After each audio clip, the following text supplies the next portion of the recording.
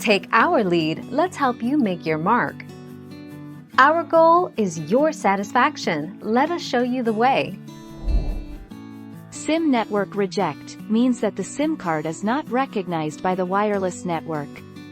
The SIM, subscriber identity module, card is a small card inside your AirCard modem that contains your account information used when establishing a network connection.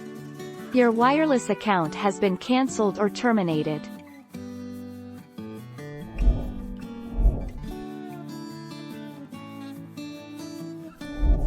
Make your mark, take our lead. Unless you're a scientist specializing in data recovery, you won't be able to repair a physically damaged SIM card yourself. Forensic services like SIMI's, Subscriber Identity Module Interrogation System, use decapsulation, X-rays and advanced cleaning methods to recover and repair physically damaged SIM cards. Thank you for watching. Please subscribe and hit the bell notification.